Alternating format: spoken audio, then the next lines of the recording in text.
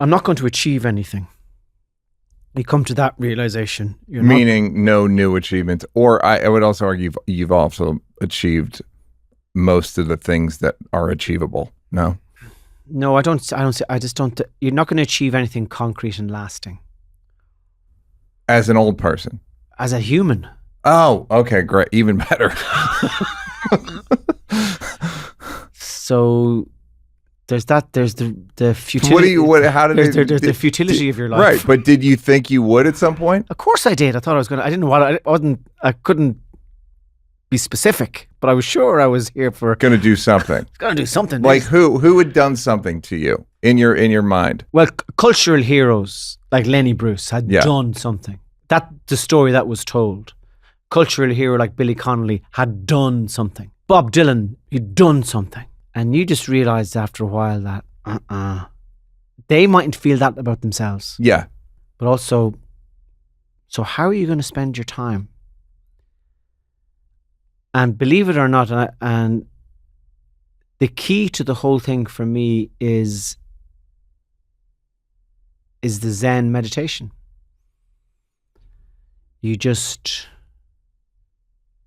You have a day, it's today, experience it to the fullest. And that doesn't mean being caffeinated and grabbing. It just means the way to experience it to the fullest is by not trying to achieve too much and just let it kind of flow through you. So every day is like a trip that you're not in charge of. But I struggle with that. That's an awareness I have. Like I have an awareness of the amoral comedian or the awareness of the lion father, or they're foggy. I can't see them clearly. I don't live over there. They're all just these vague presences that I spend a lot of time on my own. So I guess I have time to being looking at them and wondering, and I don't normally talk like this about myself or anything, but I would say that it's just trying to flow in a way that is enjoyable and playful. I think, I don't know. So I find myself hedging, and maybe you relate to this, hedging between nothing is concrete, nothing is truly achievable or accomplishable, and still, well, I got to do something. Yeah, my day needs some order, you have to work. Monasteries are full of obligations. You're in a Zen monastery, you get up, you meditate, but then you clean the floor and the toilets, and then you chop celery, and you cook the broth, and then you chant, and then you clean the gardens. It's about doing stuff. Yeah. Always be doing something. And I don't mean to say as well in that it's a fatalistic, joyless type of letting go of grasping. And Gary Shandling came into my head, and there was something about his stand-up, say the last maybe 5 or 10 years of it, that was just lovely. And he'd get up on, in that documentary, and he gets up and he just has the notebook and some old shirt on, and he's referring, but there's something liberating about the space that he seems to be in. I don't know anything about him really, but it was joyful. He was in a very unique space. Arguably, I've never seen anybody else in that space. Where this is a great, the fluttering, and it's not a struggle. Maybe sometimes it is, but yeah, he was on Bill Maher's show one time. What's wrong with America is the way in which we are being forced more and more to equate criticism with something to counter to democracy, when in fact it's the core of it. Gary, anything you don't like about America? I don't like the pop-up computer ads. And it's like the best TV appearance I've ever seen. And I asked him about it 10 years later. And he said Conan had asked him about it. Like people that could see what happened. Yeah. I'll send it to you. It's like you're watching an amazing spiritual performance. Yeah. And you on stage, I've seen you get in that region as well. And that, so I think in some ways you have to hedge, because if you're too far out, it can be formless.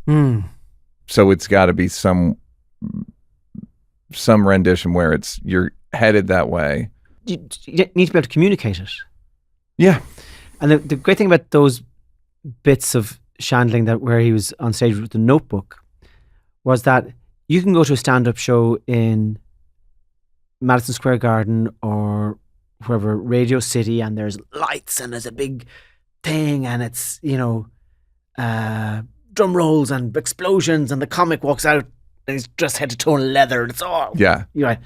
And you're satisfied because you're at a show. Yeah. But Garry Shandling with his Notebook, that's just as good, if not better. Yeah. It's not. Well, it's like vibrational pyrotechnics and not lighting cues and explosions. It's beautiful. It's memorable. Yeah. It's a joyous thing to behold as well as to, however it felt to be doing it, but it's full of joy to watch. Yeah, he said he got there from meditating. The one particular Bill Maher appearance. Wow. And so the age stuff and the time passage, and you just kind of like, you're just watching. What can I control? What can you control? What have you found that you can control? Very little. Is that scary or liberating? I mean, ultimately it should be liberating, but it feels frustrating. Can't control an audience's response to the material. You can't control the material you're able to come up with. You can't, you can't control your ability to perform on a certain night. I mean, you can try, but you can't control it. You can't control your own moods. You can't control your face, the way you look. You can't control there's nothing you can control. All you can, it's so funny. Remember the movie Parenthood with Steve Martin? And I can't remember the lady's name. Black curly hair, played his wife. Mary Steenburgen. Yeah. I mean, this is a rom-com, so it has rom-com philosophy in it, but it's still beautiful.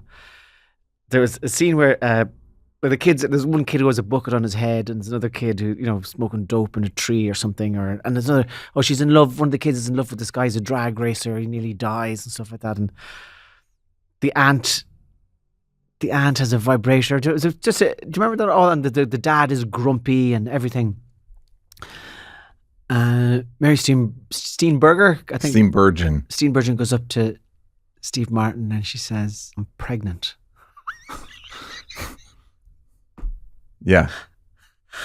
And I think there's a shot of then Steve Martin on a roller coaster, just surrendering to the ups and downs of the thing and the terror.